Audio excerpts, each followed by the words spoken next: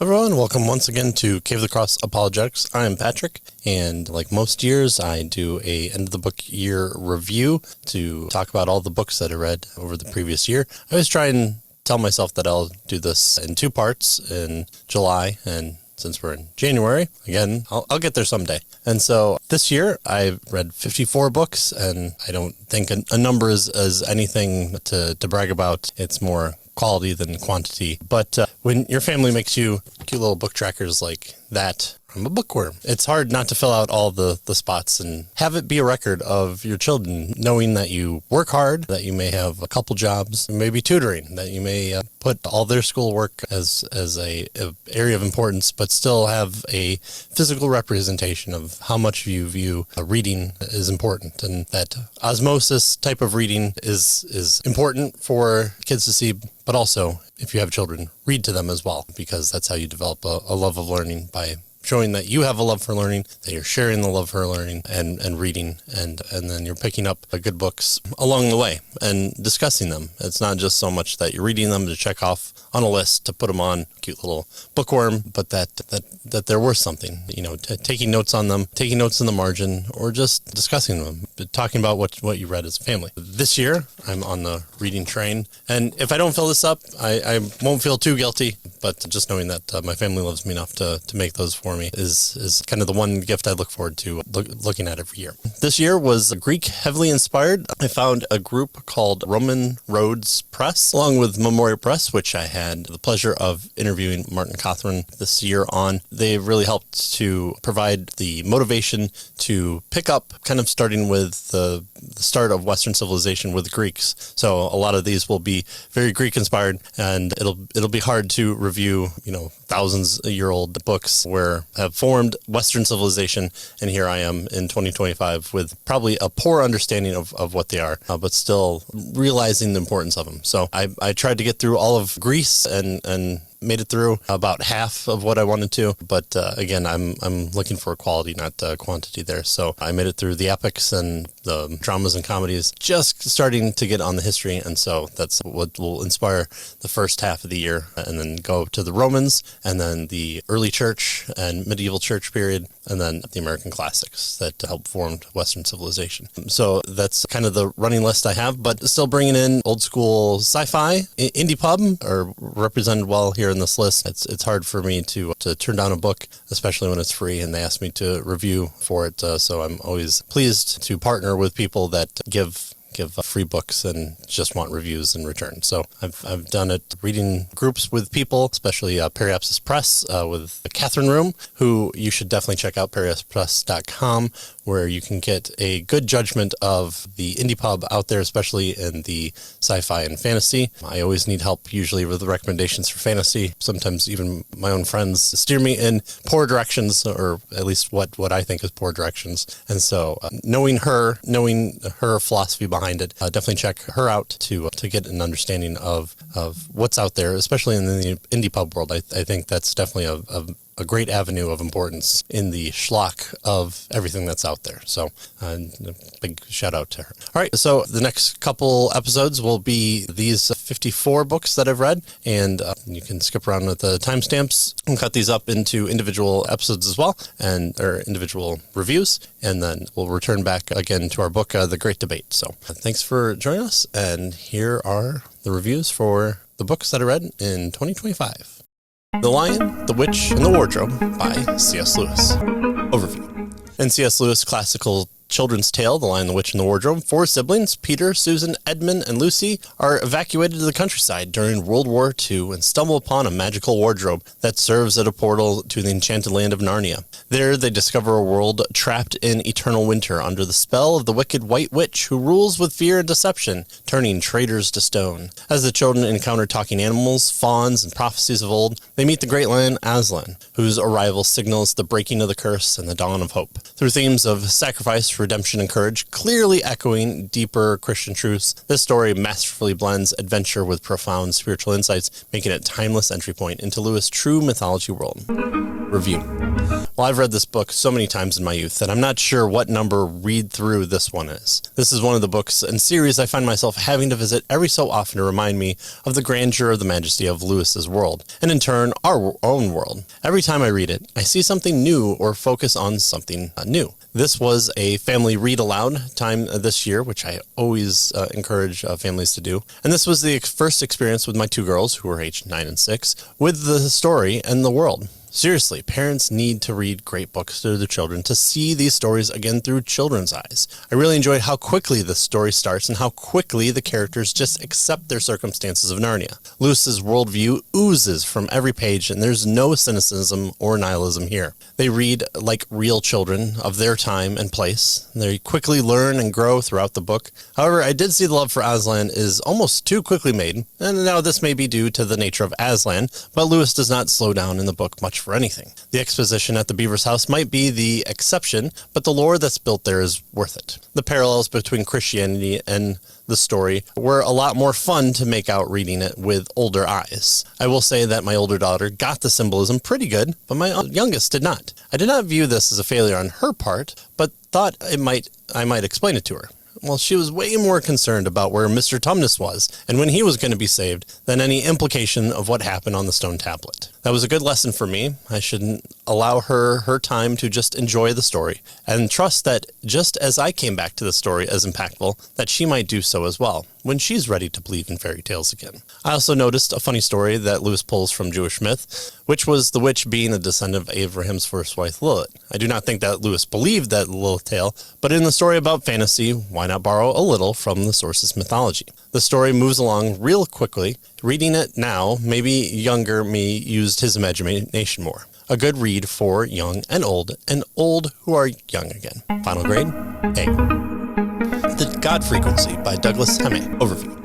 In Douglas Hemme's sci-fi thriller, The God Frequency, ham radio enthusiast Antoine discovers a mysterious frequency that defies physics through his innovative transceivers, teaming up with geophysicist Laurence and Professor Dr. Daniel Sullivan to explore its astonishing implications. Labeled The God Frequency in a viral TED Talk for its potential to revolutionize communication and energy, the breakthrough ignites global frenzy and swiftly attracts government seizure and shadowy threats from foreign agents and extremists. The trio soon find themselves in the heart-pounding race against time, grappling with dangers of unchecked power and ethical boundaries in scientific discovery. Review. This is an Indiepub. The book starts off well with an introduction to our main character, Antoine. His character description and setting is a fun guy in his garage character, like Matthew Broderick in War Games. The smart kid who, by his own gumption, comes up with a discovery and invention that will revolutionize the world. The main character and his surfer friend don't waffle through this book as decent characters. Where the story suffers is the narrative of the story. It suffers from the author interest. The author appears to know a thing or two about ham radio, radio frequencies, and that type of niche community where he's clearly knowledgeable. The story goes long and wide on frequencies.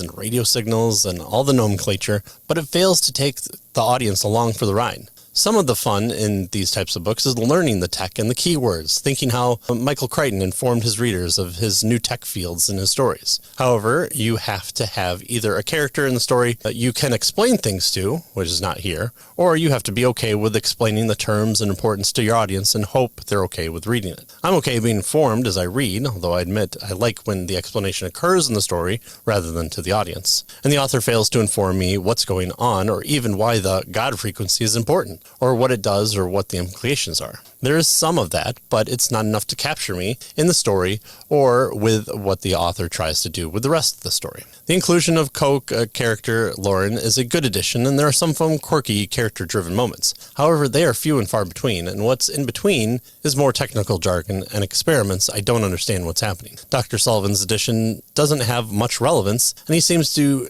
be able to just get the two main characters on the stage for a TED Talk that goes viral. His reward in the end feels totally unearned. Finally, the plot point, also teased in the book's summary, is that threats emerge and chaos ensues. Well, not quite. There's a very cringy and low-effort attempt made to have some religious nut send a hitman out to take out our characters because he believes calling it the God frequency is blasphemous. A foreign government operation would have been more believable. And that fact that Antoine helps the government that is stealing his tech and science before a court forces the feds to turn it back over, which would never happen, doesn't provide the tension that could be used here. The fact that the whole section for the government capture to the end is way too quick and not much happens even with the hint. The final portion of the book fizzles out with the end reward. It doesn't seem like the author wanted to let the audience know the possibilities could come about and what the new future of life with the God frequency would have resulted. What the book turns out to be is really a ham radio geek, said with all the love, wrote a fanfiction account of something that would be fun to find out, but only on the tech side of figuring it out, but couldn't quite develop the story surrounding it. I'm confused at what happened and why it was important. Not an awful book, but limited on enjoyment. Final grade, D. Amorphous, Breaking the Mold by Stephen Burgess. Overview. In Stephen Burgess' quirky, near-future sci-fi novel, an interstellar object disguised as a comet crashes into a California golf course restaurant, unleashing a sentient slime mold that takes on the form of a journalist and poses a threat to humanity. An eclectic group of wisecracking characters band together to rescue their friends and confront the invading entity, enlisting a quirky AI along the way. Told primarily through humorous dialogue that highlights diverse personalities and absurd situations, the story blends first contact tensions with psychedelic surrealism and philosophical musings on communication and non-human intelligence. Review.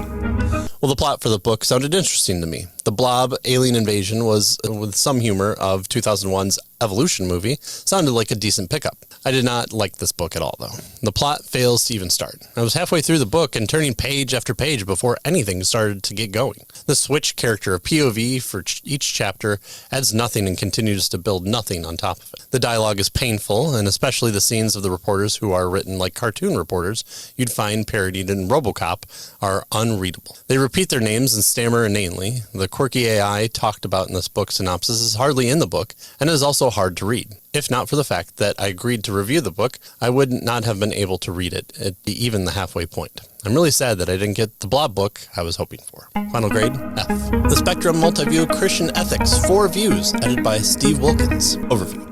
In the Spectrum Multifield Volume Christian Ethics, 4 Views, edited by Steve Wilkens, 4 leading scholars present and defend distinct approaches to moral decision-making within the Christian tradition, complete with respectful dialogue from the others to foster thoughtful dialogue. Brad J. Kallenberg champions virtue ethics, emphasizing the cultivation of Christ-like character over rigid rules. Claire Brown Peterson advocates natural law, rooting objective morality in God's created order, accessible through reason. John Hare upholds divine command theory, grounding ethics in God's sovereign will and commands. And Peter Goodwin Hetzel proposes prophetic ethics, calling for justice and shalom in light of biblical liberation themes. This multi-view format shines in clarifying strengths and tensions among these systems, helping readers navigate the different ethical systems out there, and showing why these Spectrum Multiview or Counterpoint series books are important. Review.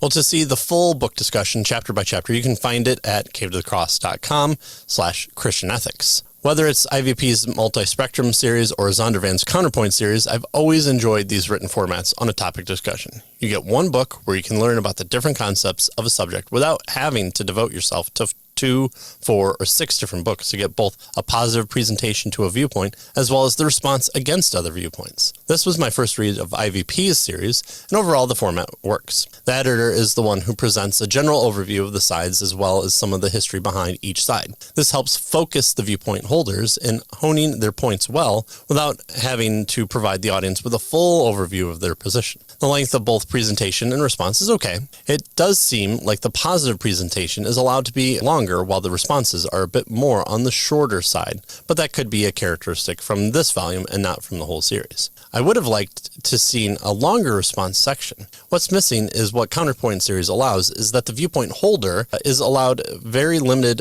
final statement section to address the counterpoints or to clarify their position further. I would have really liked to have seen that included in IVP's version. It would have also been good to have the editor come back at the end to give a final send-off. Not to pick sides, but to give a message to take away from the discussion. This volume just ends with the final response to the final position, and there isn't really closure to the book. All 4 of the presenters are competent in their own respective position, and their pedigree makes them a good fit for the subject. However, none of the presenters really felt like a true bulldog for their position or against the other. This is usually one of the benefits of the written response debate format. It's not about the rhetoric of speech, but the logic of the argument. The speakers didn't seem to show so much disagreement with other positions. Now, this might have just been the nature of the subject, and disagreement does occur, but the full force of the distinction isn't really made by any of the proponents. It also does appear as if some of the direction of what is being argued gets lost in the discussion. Is it a posit of an ethical framework only, or does it involve one's epistemology? Does one discuss possible responses, or does one talk about their system and how they could incorporate the others? Again, some of the direction gets lost, and again, not to just point out the counterpoint series as superior, but it does seem that starting point clarifies the resolve, and certain points that should be discussed help focus and direct similarities and differences in the different approaches occurs in the counterpoint.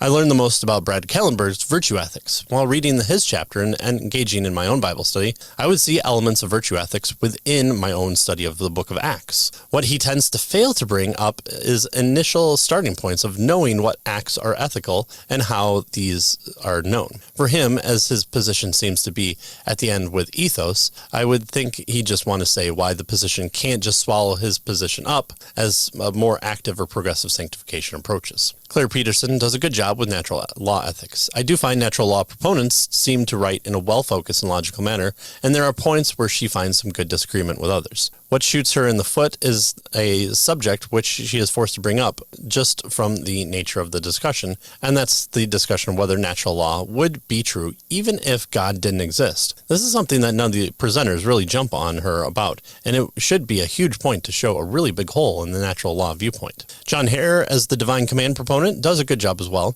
and tends to offer up the best initial presentation. He presents his positive case and then goes into some possible responses with his responses following. He tended to be a bit more spitfire and find disagreement more often, but I was actually hoping for more. I also thought he would have benefited from a short final response, like the counterpoint format, to quickly respond to a few of the same points brought up by the other three. Peter Hetzel for prophetic ethics probably had a harder road to travel. As this was being read in 2024-2025, his framework is not seen in the best light in conservative Christianity, and I will also admit to content farming him in videos as woke theology for engagement. It did work. In 2017, when this book came out, and probably written in 2015, 2016, social justice, woke theology, liberal Christianity was well less known. But all three opponents seem really to embrace a lot of his presentation. To Hetzel's credit, too, he used a lot of scripture in his presentation, more than any of the others who had only a proof text for their position, but no real scriptural presentation or backing. However, an embrace of Hetzel's position just can't be considered.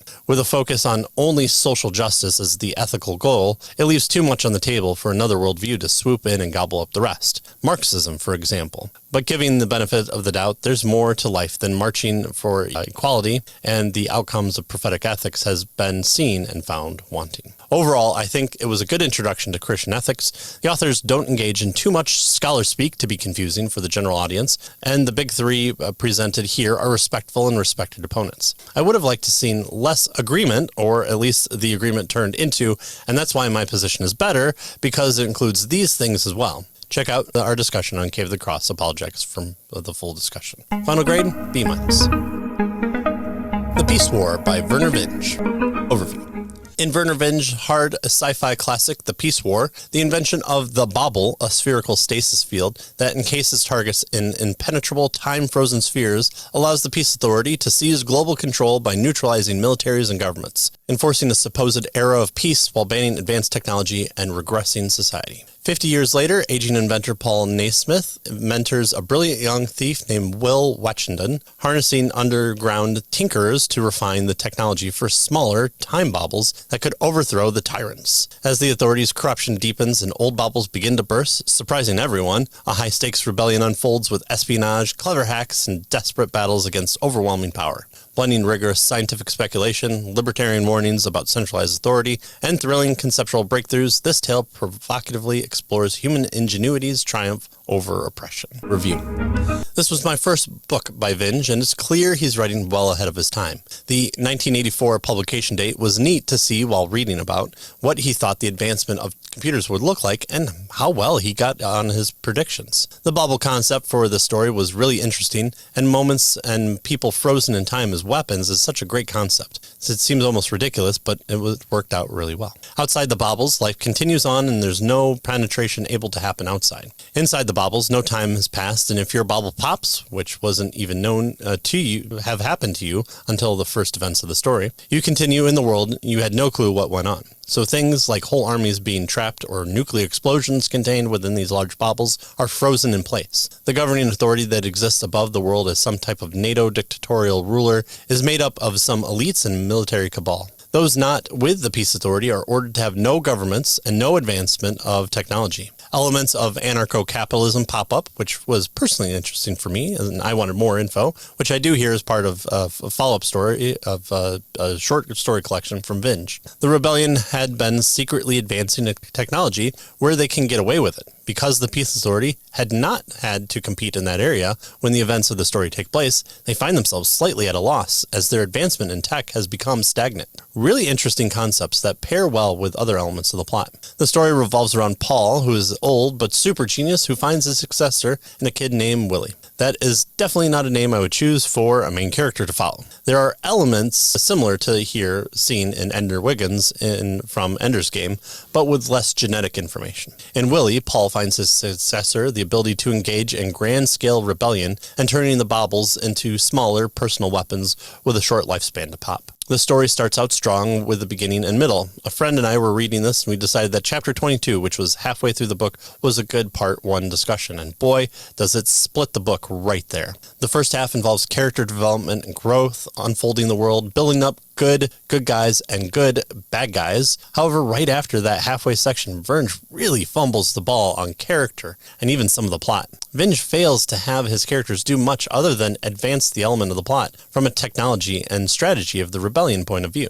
They're there and they add to the story, but there is nothing like the first part of the story with struggling and figuring things out and growing as characters. Leading up to the end, both my friend and I were not sure Vinge would finish the story as the pages were lessening and the pages were growing smaller with the ability to summarize the story. Vinge kind of spikes the ball at the end and just finishes the story, but almost as a matter just to end it, not really a part of the story of the characters. Even the final part involving the peace authority characters made zero sense in why what happened did so. The thing about it was that if Vinge had worked on the character part of that part of the story just a little bit more throughout the second half of the book, I can absolutely get behind the ending. This was such a disappointment, and both my friend and I were enjoying our independent but collective rage at this. There are other stories in the series, and I would say I am probably going to read them, but as far as this book is concerned, I'm not impressed with Vinge as a character writer. I do enjoy his science fiction and technology application, and sometimes that can push me through. A good read overall, but a lot to fumble here that I would understand why others wouldn't enjoy it. Final grade, B-. Greek for the Rest of Us by William D. Mounce. Overview. In William D. Mounce's accessible guide, Greek for the Rest of Us, the renowned biblical Greek scholar offers a practical crash course in the essentials of New Testament Greek for laypeople, pastors, and students who lack the time for full seminary-level mastery. Designed to empower deeper Bible study without years of rigorous grammar drills, the book teaches foundational skills like reading the Greek alphabet, pronouncing words, understanding basic noun and verb systems, and conducting informed word studies using interlinear and software tools. Readers learn to discuss why Bible translators and translations differ, engage more fruitfully with commentaries, and uncover richer nuances in Scripture. Review. While having read other works by Mounce and enjoyed his methodological and well-paced walkthrough of biblical languages with an audience who understood the need to take care of the subject, I had some good confidence that this book would match his previous books. This is the case here. If you've read or gone through Mounce's probably more well-known book on the subject, Basics of Biblical Greek Grammar, this is going to be familiar in the same vein. Where that book is one focused on the grammar, Greek for the Rest of Us is a focus on grammar as well as the syntax. Just as a note, I did read this in conjunction with a weekly church study that was using the book along with class activity and the use of Logos software to give the understanding of Greek in a more than surface level understanding and utilizing the Bible software to do a good amount of work for you as well. So, individual results may vary. Mounce starts off with the basics such as letters and Greek words to memorize and are at the end of most chapters. Then the push to understand English grammar that will help the readers of non-native Greek understand the concepts of what will be talked about throughout the book happen. So this study suddenly becomes a chest-clenching double study as you curse the government schools that failed to impress upon you your own language. Where Mounce's previous book had a chapter dedicated to that, this book almost has introduction chapters of English language to set the stage for the Greek of the same type. Mounce also sprinkles in concordance software, as he is the controlling interest in that software,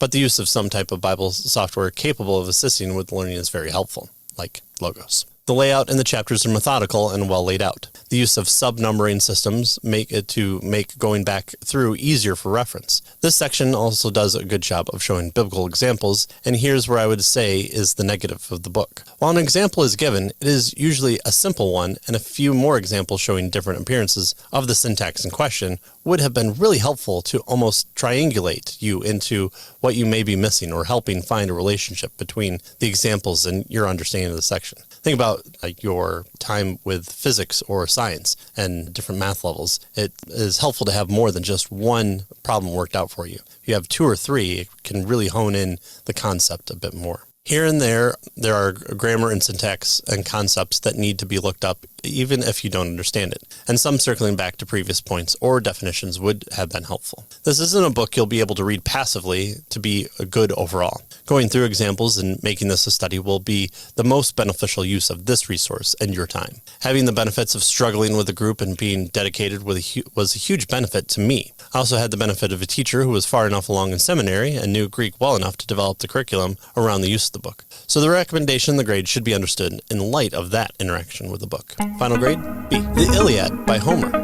Overview. In Homer's ancient epic, the Iliad, the poet invokes the muse to sing the wrath of Achilles during the final weeks of the Trojan War, sparked when King Agamemnon seizes Achilles' prize spoil of war, prompting the greatest Greek warrior to withdraw from battle and plunge the army into devastating losses. As the Trojans, led by the noble Hector, press their advantage under the capricious inventions of quarreling gods, the characters go about finding their own arete, their own virtue, exploring timeless themes of pride, honor, fate, morality, and the brutal cost of glory in a heroic age. This foundational masterpiece vividly portrays human frailty and the tragic consequences of unchecked rage while inviting people to the humble beginnings of Western civilization. Review. 2025 was my start to reading the great books of Western thought and literature, and that means starting with the Greeks and Homer's work. Little did I know that a book almost 2,800 years young would be a cultural scene online involving wokeism, proper translation, and just general reading comprehension from people who are wrong on the internet. What a time to be alive. Of note, I picked up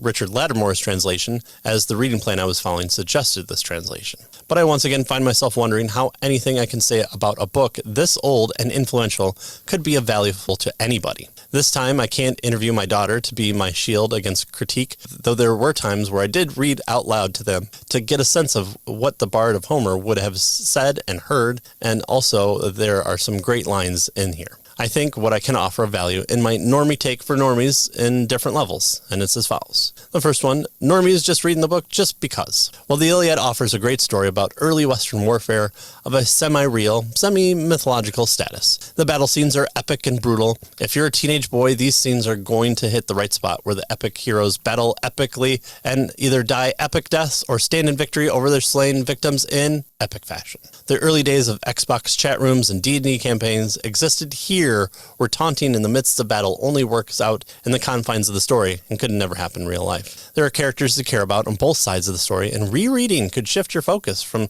not only one character to another, but from one side to another. If you're in your 30s or 40s and a man reading it, then the battle scenes are a bit repetitive, and that chapter of the ships feels like reading the book of Numbers in the Bible, where you're slightly secretly glad you got through it. The scenes that hit the most are the quiet moments and the dialogue of trying to convince friends and family that this is the way.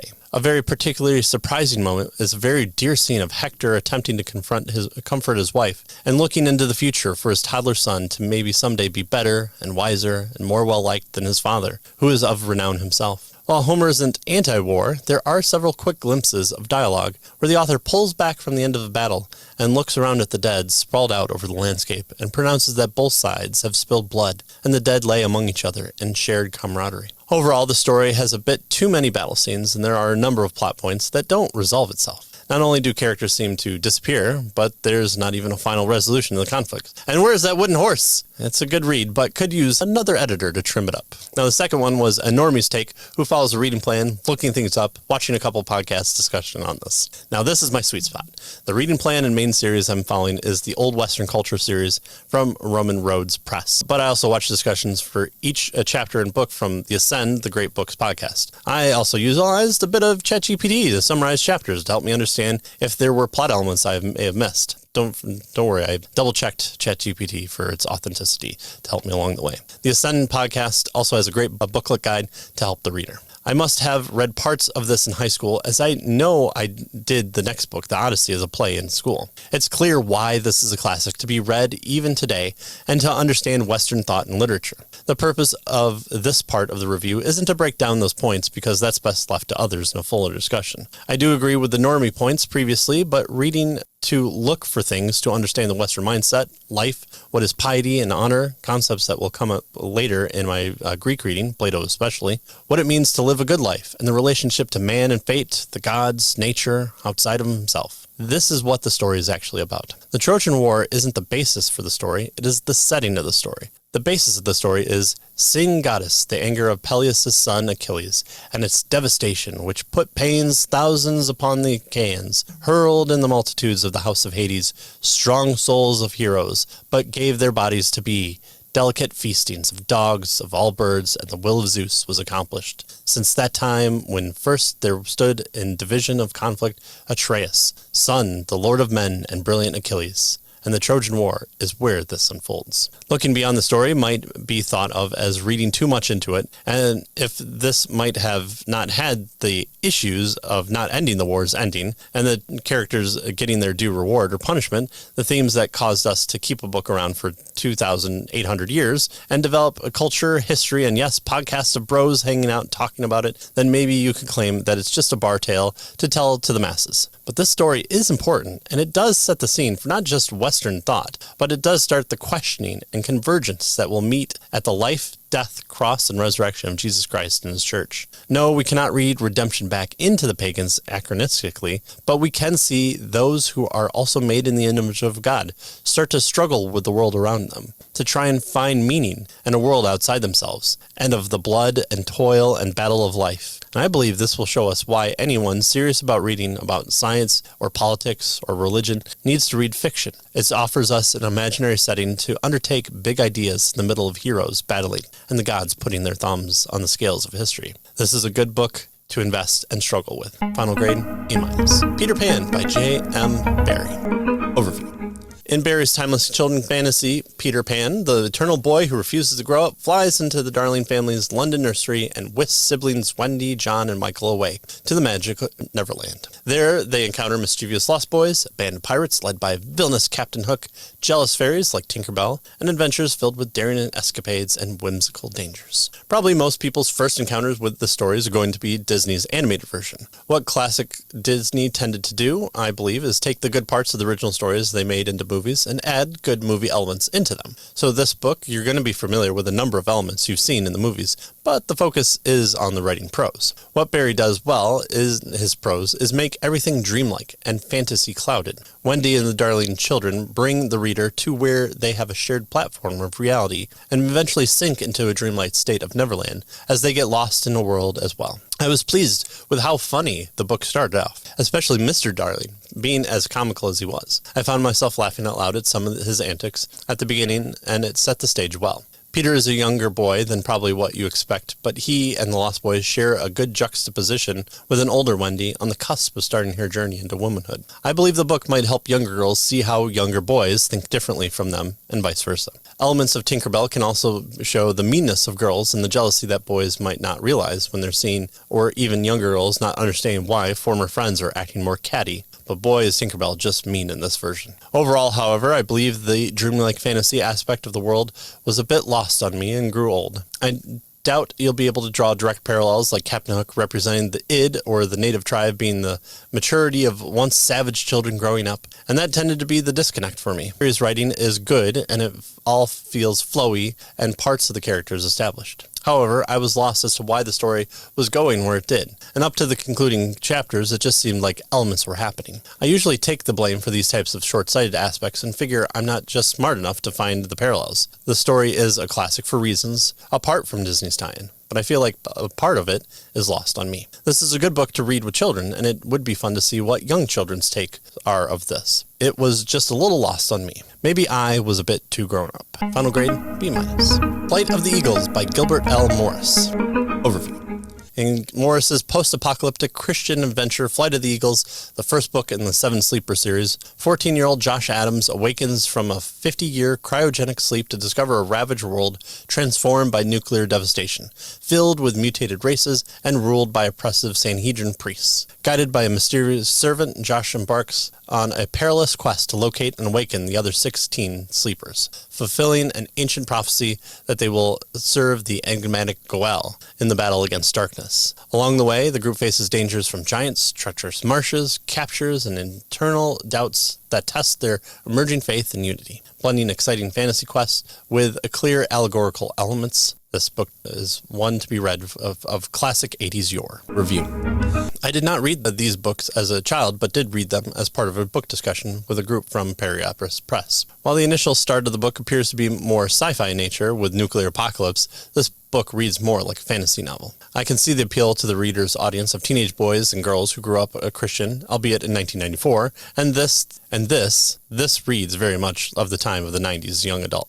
There is that charm to it that it doesn't know the weirder world to come post-2000s. Having normal characters of Josh and Sarah as the main focus, the boy and girl, the fact that they are just normal is odd with the young adult and young adult post-apocalypse genres in the post-2016s. But several characters to find in this book, Morris flies through the story so fast. Having the puzzles to solve is fun, but there's not time for the reader to help in the discovery before the characters figure it out, as quick as Robin always figured out the Riddler's very specific riddles in the 66 Batman. But without a doubt, the inclusion of Reb is the best character. He has the best lines. He has the best takes. Those that view him as problematic don't realize the time period from where these characters came from to turn into different characters after learning the lesson. But reading anything with Reb is a hoot. The rest of the plot is pretty bland. I have no clue who the bad guys really are or what they want. There's no Aslan is Jesus. Here it's just Jesus is Jesus here.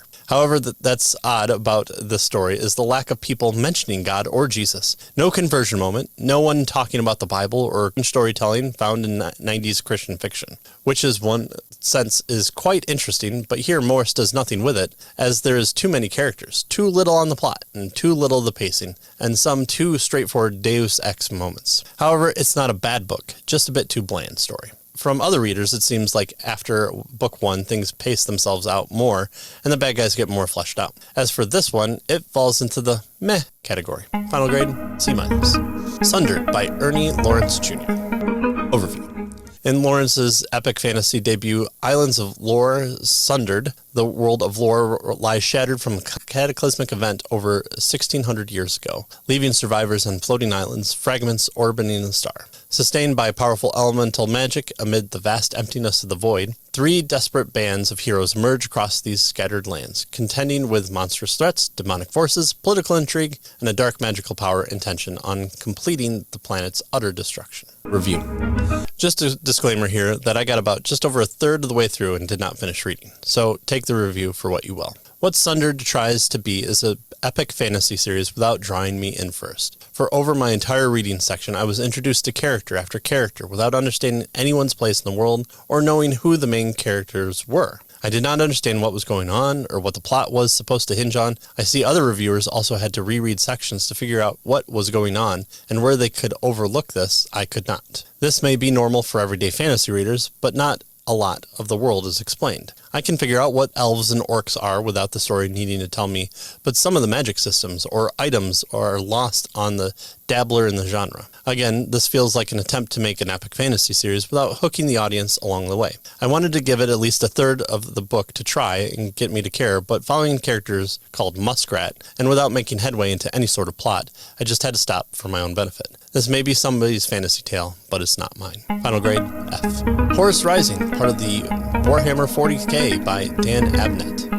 Overview. The Emperor of Mankind appoints his favored son Horus as War Master to lead the Great Crusaders' final push for galactic unity, retreating to Terra amid a seeming golden age of conquest and enlightenment. Through the eyes of loyal Luna Wolves, Captain Gabriel Loken, newly elevated to Horus Inner's Council, readers witness epic battles against human holdouts and alien threats, encounters with advanced civilizations, and subtle cracks in the Imperium's aesthetic ideology as whispers of chaos and doubt emerge. As Horus grapples with massive power and the burdens of command, the novel masterfully plants the seeds of impending betrayal and civil war in a universe of superhuman warriors and cosmic ambition. Review. Well, this is my first excursion into the Warhammer series, and with a million books, I had to take suggestions from friends who are fans of the series. I was not sure if I would be hooked, but it seemed fun, and having so many people enjoy it as a fan base. I was nervous, as this is as close to getting hooked on Draugus as that I could come. I like the idea of Warhammer universe, but don't know much about it other than a few short films I've seen about it. Giant guys in giant mech suits fighting for the glory of the Empire and the Emperor. This book offers a lot of that, and I would say is a good primer into that world. However, I don't think this book offered me enough of it. There is world building as well as characters who have story arcs. The story starts well with addressing the almost Spartan-like nature of the Terran society that has developed. Here, the inclusion from philosophy soldiers who teach about a non-supernatural spiritual world as it is antithetical to the Emperor and the Empire. At least here is a sci-fi story that actually addresses the religious question. It hints at the truth of that story, and even it is possible to render out of society a worship factor, especially when you have a larger-than-life emperor as your head of the behemoth empire. However, the book didn't do enough world building in and of itself, and I had to go wiki searching to help fill in some details. Even characters and the made-up of society isn't fully clear in this book. Horus, I know, is rising to prominence, but without reading ahead of the story arc, I'm not sure why he matters all that much, other than he's a child of the Emperor, who also seems to be outside the box thinking warrior. The plot has some really great parts and battle scenes, and they're there, but the description of fighting is often lost, and having armored mech guys, I almost was expecting too much on the shoot 'em up aspect. So one positive is that this wasn't my meth and I'm not hooked, but on the other hand, I'm also not hooked and found the story was just okay. I might try the next story in the series or try a different story and see if I'll chase the Warhammer unicorn. Final grade, B-. The Odyssey by Homer. Overview. In Homer's enduring ancient epic, The Odyssey, the resourceful king Odysseus endures a perilous 10-year voyage home to Ithaca after the Trojan War, facing mythical trials like the Cyclops, sirens, and other monsters, and divine wrath from Poseidon while relying on his cunning and the aid of the gods like Athena. Meanwhile, his faithful wife Penelope clearly fends off arrogant suitors plaguing their palace, and their son Telemachus embarks on his own journey to seek news of his father. Either that or Odysseus got all his men killed and lied about it to get home. Review. In continuing my year of the Greek classics, I had thought I had read the Odyssey in high school before. Little did I know that the public school tricked me into only reading the exciting parts of the story and missed out that there was this more than an adventure story. Having read this with the help of Romans Road Press and Ascend podcast series to help fill in what I know I would have missed on my own, I'm grateful for living in a day where I have resources to help in redeeming my education and could see myself reading this again in a small group of tutoring setting. As with the Iliad, there's nothing here that I'm going to add that is insightful or new or even based. I do find myself liking Odysseus a little less than I thought I was going to, but that again comes with finding out the lie of the public school version. There's a lot to take in here, and ideas of piety, father-son relationship, what it means to be great, what it takes to be a good man, and various ideas of Greek culture abound. If you're reading it solo, seek out a study guide, podcast, or small group to get more out of it. There's a reason that this is one of the early great books of Western canon, and it was a challenge, but also a great journey to undertake. Final grade, A. Delirious Book of Greek Myth by Ingrid Delary. Overview.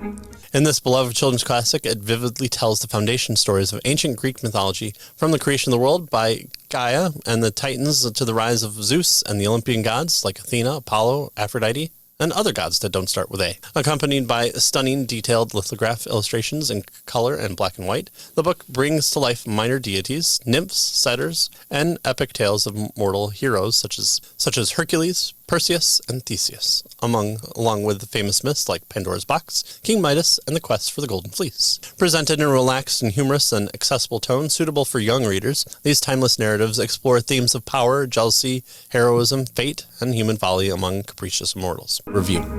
This is a great introduction to Greek myths. I had been suggested that this is a quick familiarization with the Greek pantheon as I was about to begin the Odyssey. My 9-year-old saw some of the pictures and asked to read along with me. How could I say no? It took me just a little bit longer, but it provided some great and interesting stories. Some I knew, and some I didn't. And it did help with some of the gods and goddesses in Homer. There are other story versions and deeper parts of the story, but this is a good puddle jump story for older kids and older adults who enjoy being a kid. The pictures are unique in their own right and add to the classical nature of the personal touch style. If you're going to get into the Greek myths for your kids or for yourself, this is one I would recommend starting with. Also, a good primer for the classical education style. Final grade, A. The Secret Door by Jenny Phillips. Overview.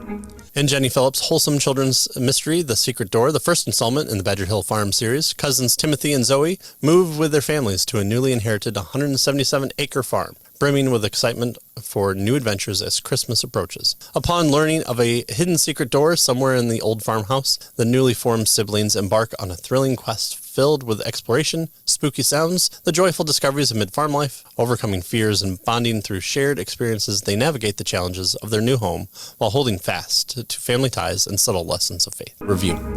Out of all the early primer readers for older elementary school kids, books from The Good and the Beautiful, my 9-year-old and I enjoyed Timothy of the 10th Floor the most. It provided some kind of character who grew and learned and were inspired to do good things through their story. The Badger Hill Farm series takes place after that story, with the same characters and a promise of mystery. The story appears to be a bit longer, and the vocabulary is more for an older elementary school reader age range.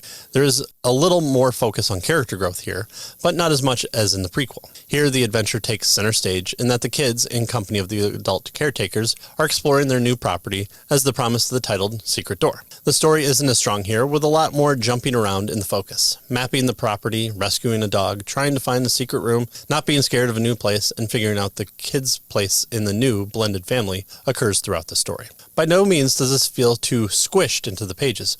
Only the focus of the characters seems to be not what's expected of their age range. Zoe, for example, finally has a moment where she doesn't do something perfectly and winds up with consequences, but it does seem to happen just out of the blue.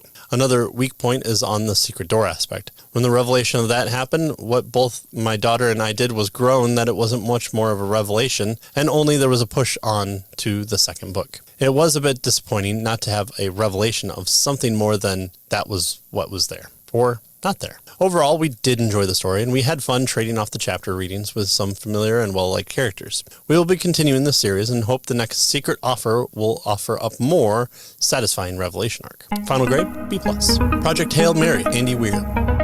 Overview. Junior high school teacher Ryland Grace awakens alone on a spacecraft with amnesia, gradually piecing together that he's on a desperate one-way mission to reverse a cosmic microbe infestation, dimming the sun and dooming Earth to an ice age. As flashbacks reveal the global crisis and his reluctant recruitment, Grace encounters an unexpected alien engineer from a distant world facing the same threat. Review.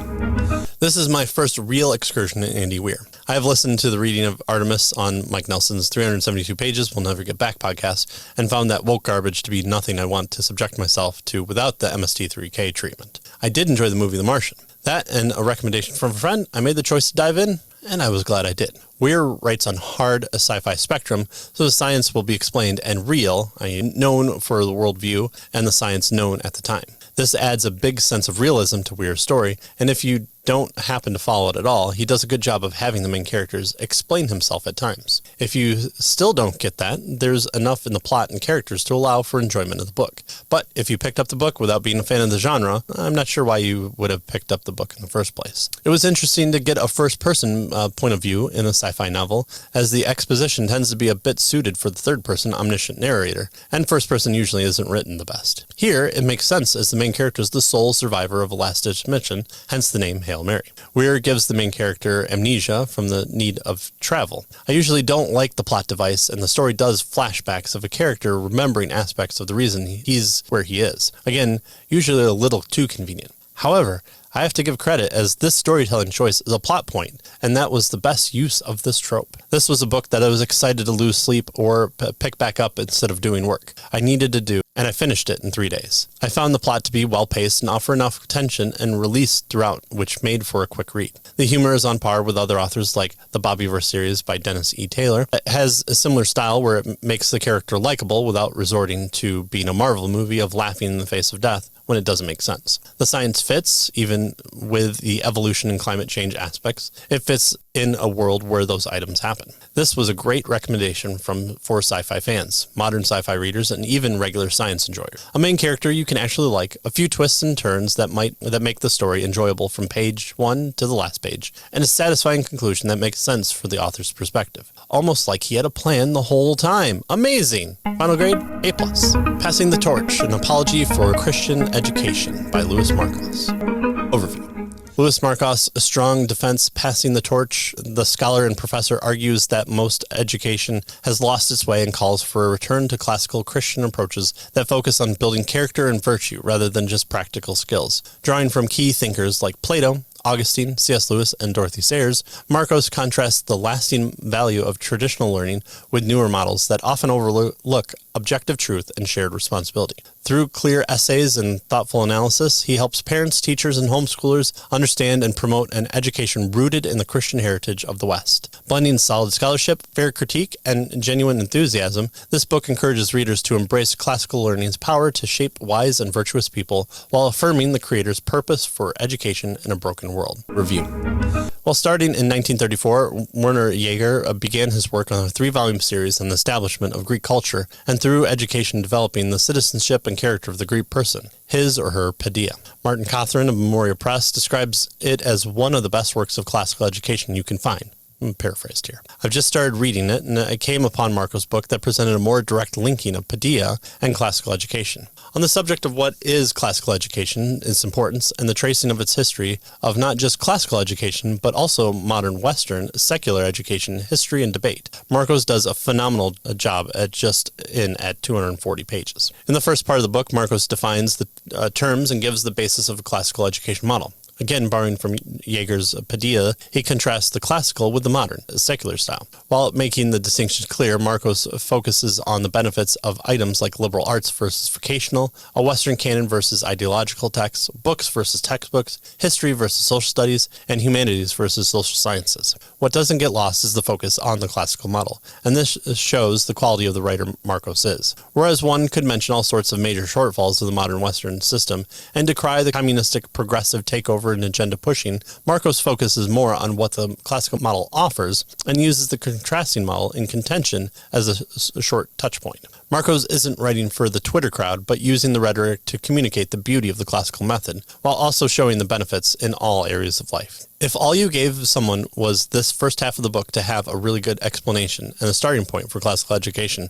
this book would be worth it. Then you get to the second half of the book, which traces the history of Western education from Plato to Augustine, and then makes a sharp leftist hand turn at Rousseau and Dewey. I do have to say that I was slightly in awe of Markos not only calling both these men villains of the highest order of the second millennium, but actually had areas of praise to deliver out where appropriate. Finally, a discussion of people like C.S. Lewis, Dorothy Sayers, Charlotte Mason, Mortimer Adler, and Doug Wilson, among others, in pushing forward the modern-day resurgence of Western classical education is here. Again, I was impressed at the balanced attitudes towards Sayers and Mason. I think both sides of that internal conversation will walk away happy, or at least equally both unhappy. I really appreciated this book and Markos' work. I also feel bad now having to be a reader of Jager's book on the subject, and will provide a great foundation for getting more into the weeds of Padilla. A small critique I would have is that the two parts of the book do seem very much like two parts. I would have enjoyed a few more tie-ins directly pointing back to direct parts of the previous section of the book. This is not to say that they're discarded or you're lost in the ideas of where they happen, but I do think that knitting together could have happened just a bit closer. This will be a resource for those wanting to know more about classical education, firming up the foundational thoughts of classical education, or a tool to give homeschool parents looking at what direction to take. Final grade, A. The Core by Leigh A. Bortins. Overview. The founder of Classical Conversation critiques modern schooling for neglecting essential knowledge and pushes homeschooling parents towards the grammar stage of the classical trivium, emphasizing memorization and core subjects to build a strong foundation. Bortins offers clear, actionable strategies for teaching, reading, writing, math, geography, history, science, and fine arts at home, stressing rote learning on facts, timelines, great books in their original forms, and rigorous skill building over superficial or politicized topics. Review.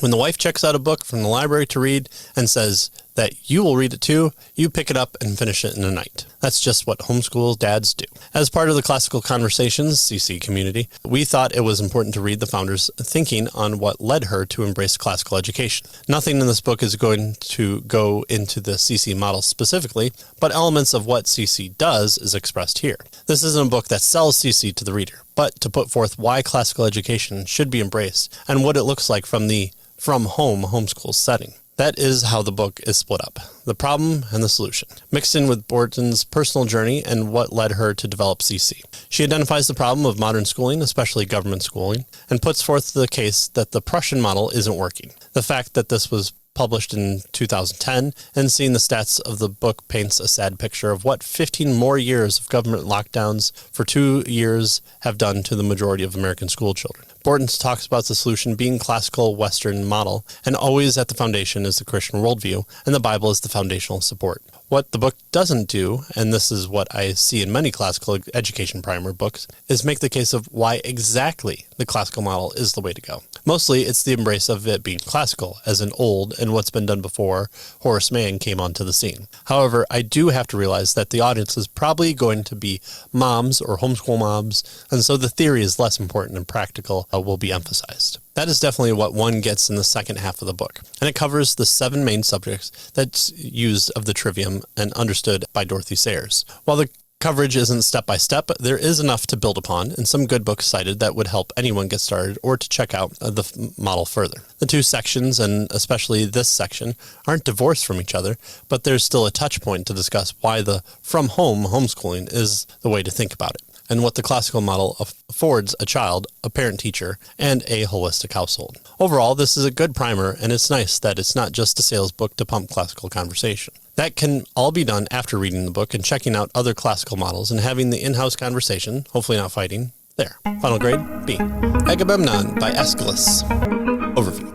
In Aeschylus' foundational Greek tragedy Agamemnon, the first play of the Orestia trilogy, a watchman spots a long-awaited beacon signaling Troy's fall, heralding King Agamemnon's victorious return after 10 years of war sparked by Paris' abduction of Helen. As the chorus of elders recount Agamemnon's sacrifice of his daughter to appease Artemis, Queen Clytemnestra harbors deadly resentment, welcoming her husband with false warmth while plotting his murder along with her lover. Agamemnon arrives with the captive prophetess Cassandra, who foresees their doom, exploring profound themes of justice, vengeance, hubris, fate, and the cycle of blood guilt in a cursed house. Aeschylus gets the Greeks to think about justice and who they are as a people in this post-war story. Review. With my review for ancient Greek writings, there's not much I'm going to offer as far as critique, but more of an idea of what you'll encounter from a normal guy who's learning about the Western canon. I have to say that I would probably not understand or appreciate even half of what I read without the help of Roman Roads Press and Ascend the Great Books podcast. I do think that reading these works in a group setting will help anyone who is wanting to read and understand in a slow and grow model. The the era where podcasts and online teaching is a godsend. The story has 4 portions with only a handful of characters. The setting is set up by the Watchman at the Wall. It's interesting to get someone who isn't of great importance of stature here to start out the play, but he offers some calm before the storm and is a good starting character to give us details of what we're in store for. Clytemnestra, of Agamemnon's wife, has some really dramatic lines concerning the death of her daughter at the hands of Agamemnon about 10 years before, and her harboring of hate is clear here. The story is supposed to make one think about what is true justice is in the ancient Greek world, but the reader will have to really dig in and know some history of the Greek myths and look for what to pull out from the story. There is not going to be a direct keying in of, this is what justice means to me, lines. Agamemnon plays only a slight role, and understanding gained from Roman Road Press Wes Callahan gave some good insight on what the audience would have known and understood in watching the play transpire, especially when it came to the title character. The poor prophetess Cassandra draws us further into the tragedy section of the story. It's interesting to think about that just like the modern age of rage bait, the reacting to negative stories over positive stories, Aeschylus shows us that has been a product of our human nature, as Cassandra tragically allows us to learn more about the negative effects of things like revenge and wrong living, moral corruption, and even fate or free will, or the mix of the two. As a 21st century reader, I do believe there is a lot lost on me here, and while I didn't hate the play, I don't think I would have gotten as much without my commentary aids. However, even after that, I found this was just an okay story, with only Cassandra really to feel sympathy towards. As for Clytemnestra, the fact that she only seemed angry, and there was no pull or play on justice versus revenge, as she only felt like a tool of revenge, especially with the inclusion of Cassandra. It's fine, and will be interesting to see what the other part of the trilogy pulls from this. Final grade, C+. The Libation Bearers by Aeschylus. Overview. In Aeschylus' powerful Greek tragedy, The Libation Bearers, the second play in the Orestia trilogy, the exiled Orestes returns to Argos years after his father Agamemnon's murder, guided by Apollo's oracle to avenge the crime by slaying his mother Clytemnestra and her lover. Reuniting with his grieving sister Electra at Agamemnon's grave during a ritual libation ordered by the queen, the siblings pray for justice and plot their deadly revenge amid the chorus's encouragement. Exploring themes of vengeance, familiar curse, divine command versus human morality, and the inescapable cycle of bloodshed, this gripping drama deepens the tragic conflict of justice in the Greek world. Review. Well, the second revenge is even more clear here, and the struggle between Orestes and Electra on a conscience and moral level. The play does a masterful job here of building tension, and while some aspects of Clytemnestra and the murder plot are more straightforward, the rising tension is masterfully done. The characters feel almost pulled along by fate to complete their actions, but even in that pull, it is not clear which is the right path. The justice and revenge here are felt in the characters rather than in the mind of the reader or the player that Agamemnon had. My biggest complaint is that even with Orestes and Electra struggling to figure out what to do, they never once contemplate at all their sacrificial sister by their father. It's in the background of the story, but they show no loss or further conflict that this should raise. I'm really looking forward to the last part of the trilogy. Hopefully Ewoks won't show up here, though. Final grade, A. The Eumenides by Aeschylus. Overview. In Aeschylus' concluding Greek tragedy, the Eumenides, the third play in the trilogy, the tormented Orestes flees to Athens, seeking refuge in the relentless Furies who pursue him for matricide, appealing to Athena for judgment in a trial that pits ancient blood vengeance against emerging civic justice. The goddess convenes a court on the Areopagus with Athenian citizens as jurors, where Apollo defends Orestes and the Furies argue for primal retribution. Exploring profound themes of justice, forgiveness, civilization's progress, and the reconciliation of old gods, this visionary drama resolves the tragic cycles of violence and paved the way for a system of Greek justice that reaches down the corridor of time right to our Western world today. Review.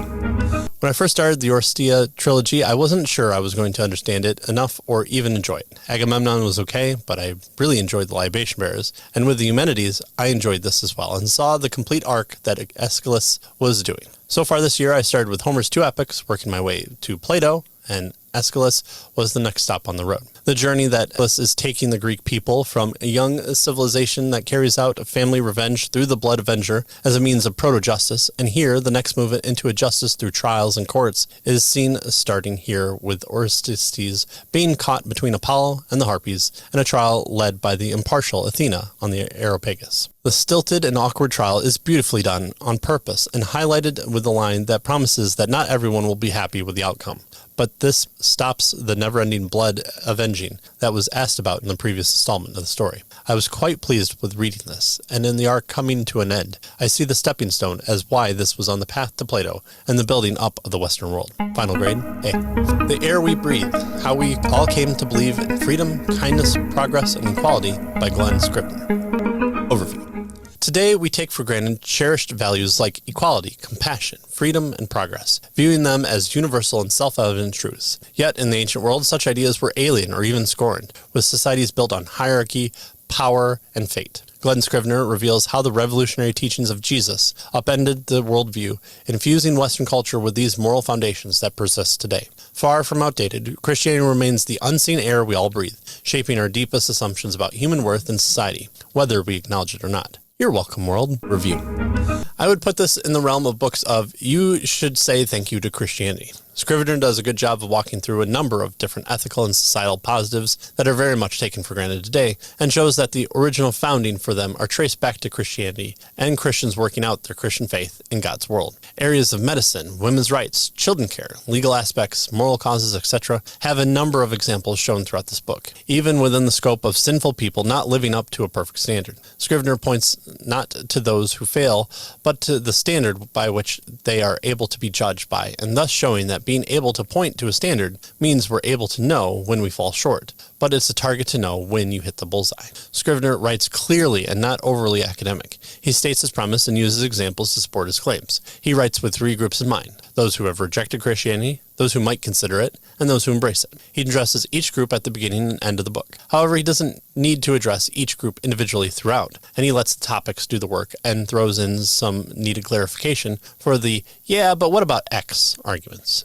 There are two big blunders that Scrivener falls for. First, there is the portion of the book that talks very glowingly about George Floyd and even likens him to Jesus on the cross in a small way. It's a very cringy section, but is short and nothing that needs to flatten his presentation. His section on the Crusades, however, is woefully lacking. He makes general claims concerning them and points only to the negative aspects, using only a couple of examples. He provides no historical points and assumes everyone reading it is against the Crusades already. This comes at the point of the book where he even lovingly chides the readers of possibly holding ahistorical ideas of Christian work in history. This is a big blunder and undercuts his point and allows for another area that could fit a point to his overall thesis as well. Overall, though, this is a really good book with a number of quotes to quote mine from. I believe books like this will assist the next generation in rediscovering true history, the good that Western history has for us, and most importantly, the good that Christianity brings about in God's world as he designed it, and for us to do just that. Final grade, B+. Adam of the Road by Elizabeth Janet Gray. Overview.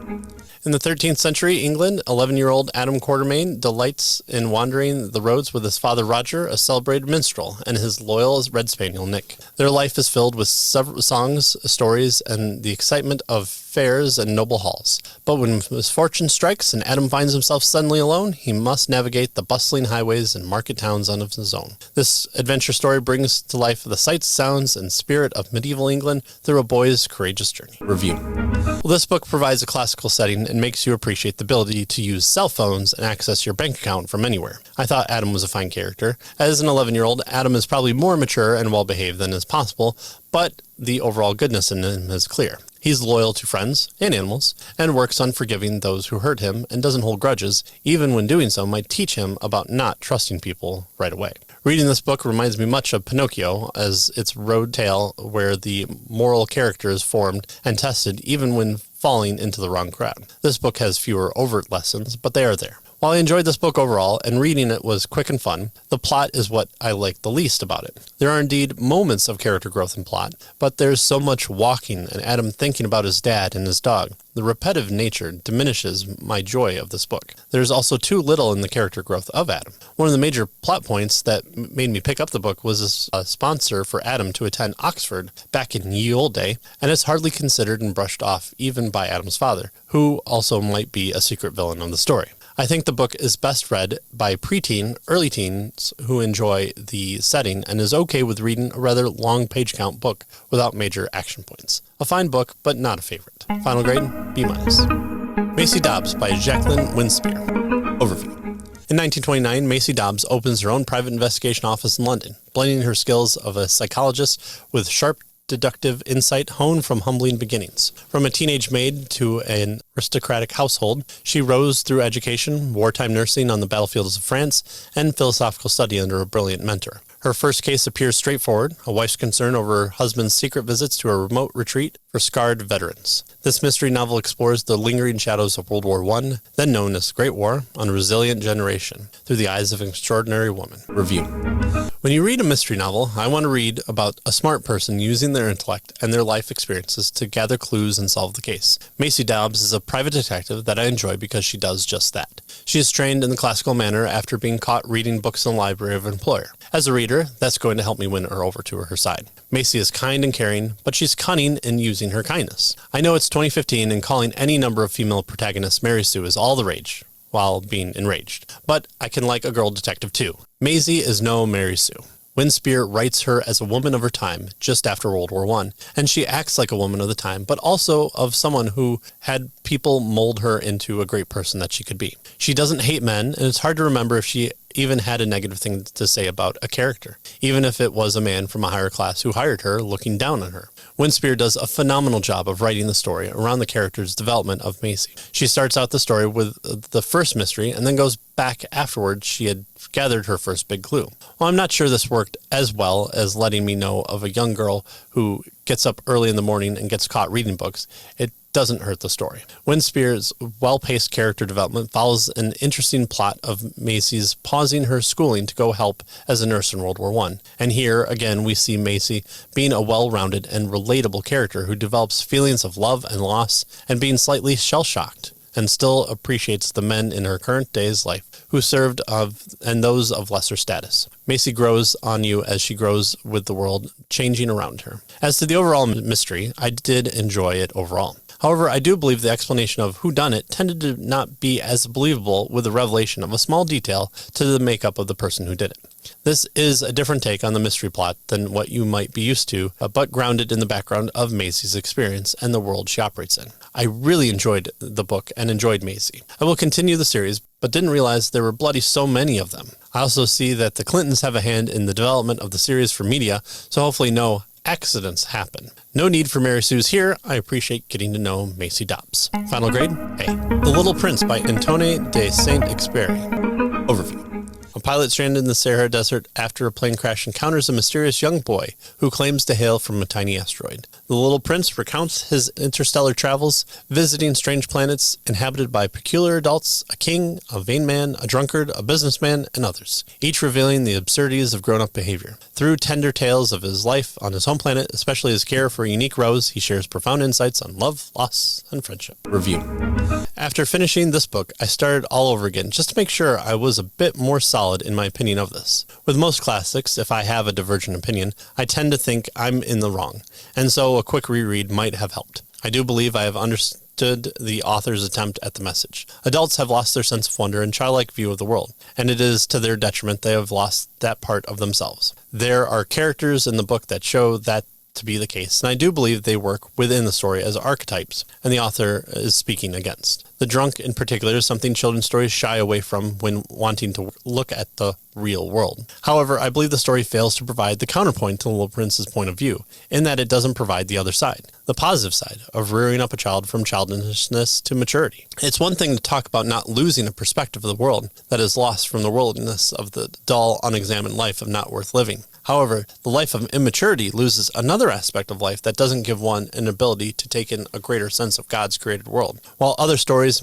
may focus on childlike POV of the world, the contrasting nature of the other characters in the story do find this whole of a call to maturity. Knowing the background of the author, it seems like that this was a sad man who lived with a demanding life, took way too many chances with his life flying poorly, suffered trauma of war and crash survival, and ended his life in much the same state when he lost during his last flight. The author writing himself into the narrative character of the story is clear, but his idealism seems to come from the Little Prince. However, the self-insert in the Little Prince seems to be a retreat from life not wanting to progress from a life he seemed to have found himself in. I don't think this book works in ways that others attempting to promote the same message do. I have watched and enjoyed the animated movie and knew that it was different in story aspects added for the movie, and there I think it works well in the backdrop of those other elements of the main story. Probably too much over-analyst on this book by my part, but maybe I'm the one fuddy-duddy adult on one of the planets, and I just don't know it. Final grade, D. Mr. Popper's Penguins by Richard Atwater.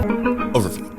Mr. Popper, a humble house painter in the quiet town of Stillwater, dreams endlessly of Antarctic exploration and the adventures of Admiral Drake. To his astonishment, the Admiral responds to his fan letter by sending a live penguin as a gift, which Mr. Popper names Captain Cook. Soon joined by a companion penguin named Greta, the birds thrive and multiply into a lively flock of 12. Review. Okay. Here's what I'm not going to do. I'm not going to talk to you about how unrealistic the story is or how introducing penguins to the Arctic would make them an invasive species. I'm not going to be so adultish about this book that it should make you roll your eyes at any hot take over analysis one might try to make. What the story is a whimsical tale that provides some fun moments of watching a man, his family, and a group of penguins be silly. I found the story to be like a longer version of a non-rhyming Dr. Seuss book, kind of like Cat in the Hat, but Mr. Popper is the cat. But not evil. There are also elements of the secret life of Walter Mitty, although Mrs. Popper isn't as insufferable as Walter's wife, although there are some elements of comparison. Overall, there's not much to say other than to repeat the good-natured whimsy of a man is passionate about Antarctic exploration. Man receives penguin,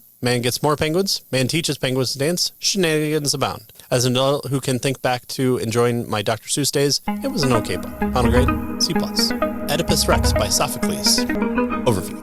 In ancient Thebes, a devastating plague ravages the city, prompting King Oedipus to vow to uncover and punish the murder of the previous ruler, Leigh, as foretold by the oracle. Determined to save his people, Oedipus launches a relentless investigation, consulting prophetess and witnesses, while proclaiming his own innocence and resolve. As fragments of the past emerge, he confronts unsettling prophecies from his youth that he believed he has escaped. Sophocles' timeless Greek tragedy explores the inexorable pull of fate, the limit of human knowledge, and the tragic irony of man's quest for truth. Review.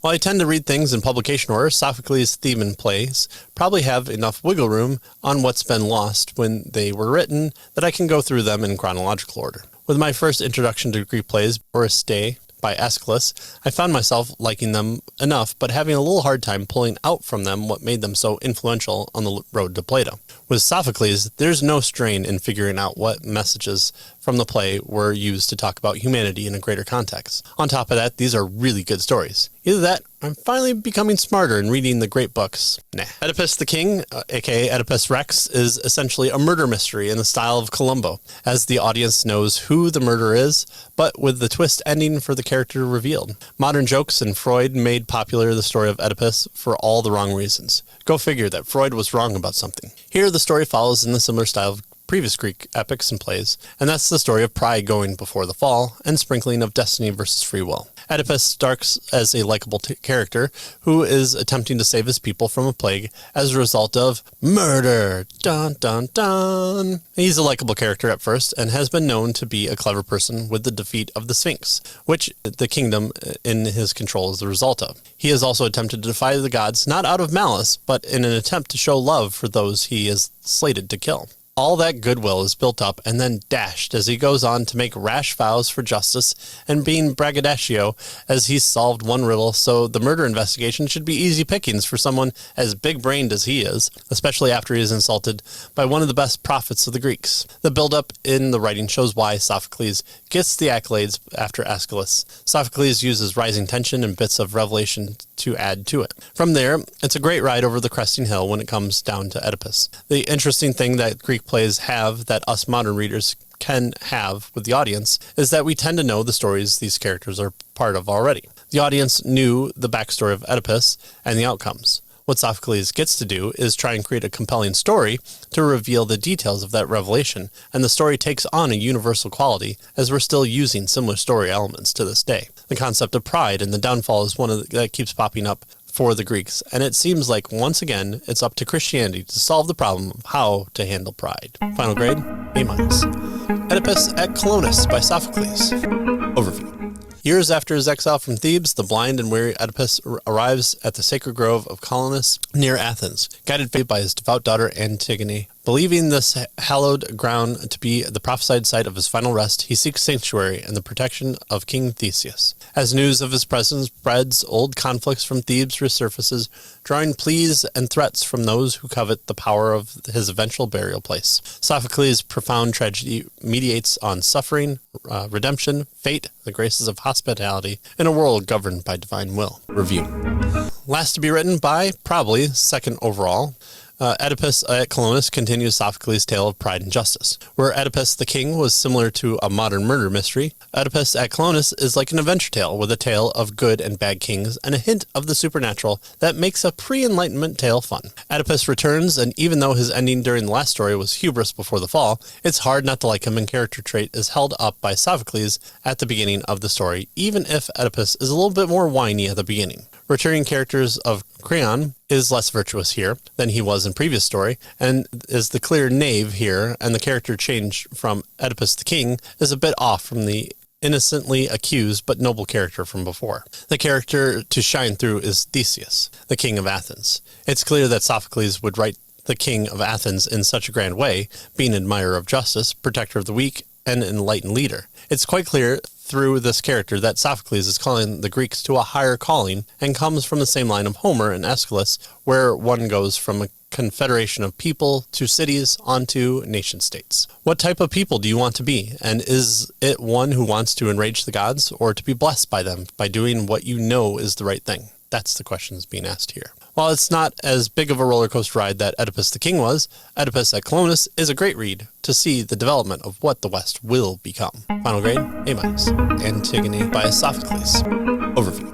In the aftermath of the civil war in Thebes, Creon decrees that the traitor Polynices must remain unburied, denying him honor and death. Defiant Antigone, sister to the fallen brothers, resolves to perform the sacred rites for her brother, prioritizing divine law and family duty over the king's edict. Her act of rebellion sparks a clash with the unyielding Creon, drawing in his son Haemon, betrothed to Antigone, and the wise prophet Tiresias. Sophocles' powerful tragedy examines the conflict between personal conscience and state authority, and perils of pride and the inescapable consequences of human choice. Review.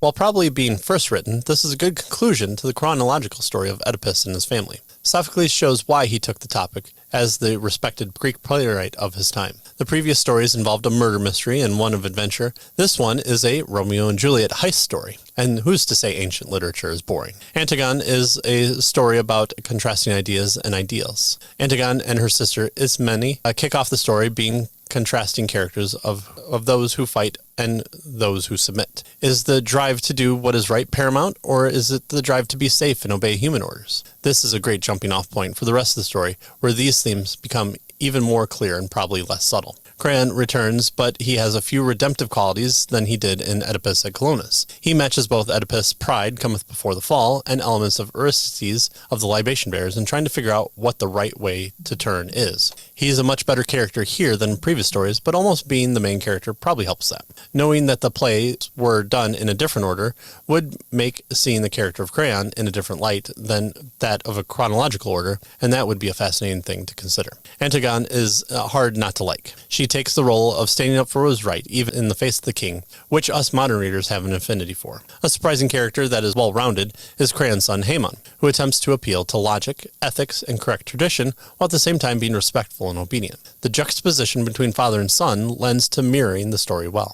Like the previous stories, the call to the audience and to the Greeks as a whole, what kind of people do you want to strive to be? Are there natural laws, the law of the gods, that oversee and countermand the laws of man? And what does a good leader look like? The greater ideas of what is man is also beginning to be explored here, and the hints at universal truths and understanding seem to be coming out more here. All three plays were a pleasure to read, and one that modern audiences can really enjoy.